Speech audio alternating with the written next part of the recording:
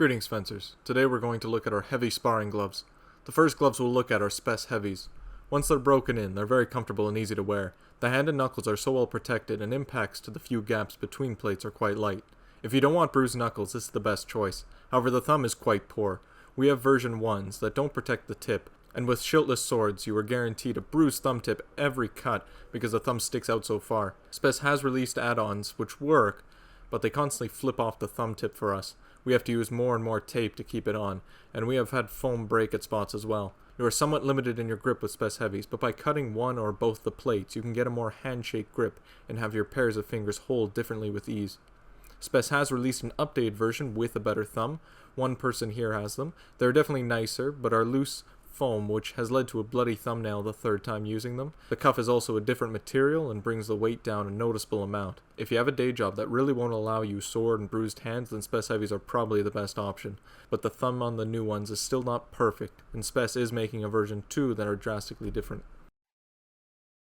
The next gloves I got were Konings, not easy to find now. They had a very long break-in period of about 6 months. Often only mediums are found, but they stretch and can accommodate a bigger hand. The protection overall is good. Most places on the hand are strong enough that I wouldn't get bruises, fingertips are covered well, and the thumb has superior protection to Spes. I never had finger injuries, but some people using them have gotten their fingers or thumbs hit in odd directions, leading to sprains. The biggest problem lies with longevity. Because of the large use of leather in different pieces, the glove gets stretched over time, and impacts or bends in a common area result in the protection weakening. The bends on the pointer finger have led to almost no protection remaining, and the stretching of the outer glove has the top of my hand exposed. I made a sleeve with plastic plates that goes over the finger to make it usable, but without it, even red dragon swords hurt on impact. The leather will also break and has been sewn in at places. I've also had seams break. The wrist protection is also quite poor and relies fully on your jacket. The thumb movement is okay, but just a touch better than Spes. Where this glove excels is letting you use different pressure with different fingers and contour the pommel in different ways, allowing many techniques to be done easier. These were good gloves for the time, but the newer gloves coming out have them beaten everything.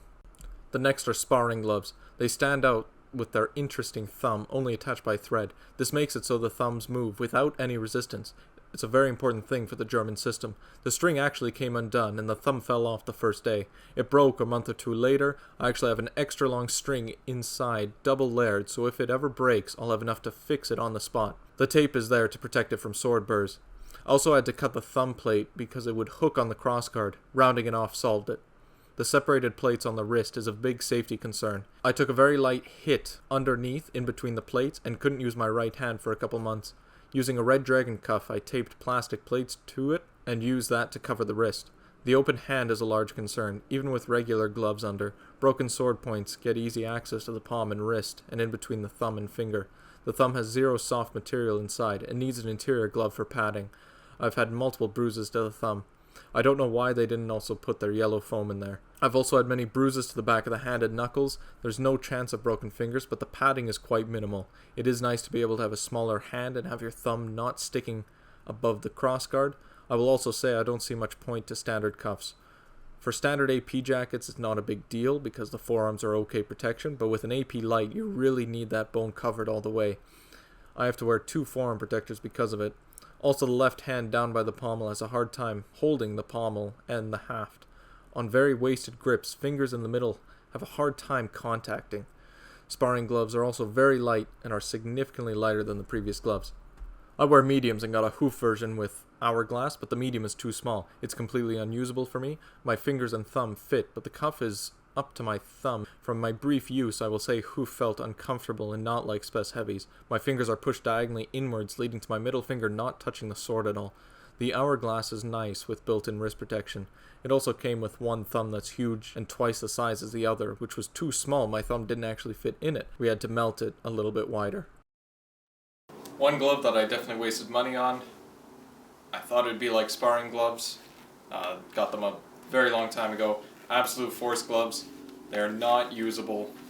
Do not buy them. The impact protection is poor. Mobility is terrible. And it can barely hold a sword. My pinky is struggling just to hold it. And I've cut the strap loose. So they are really not good enough gloves. Don't buy them. So after all that time using those different gloves, what I've actually settled on for the moment is using a sparring glove for the right hand and a Koning for the left.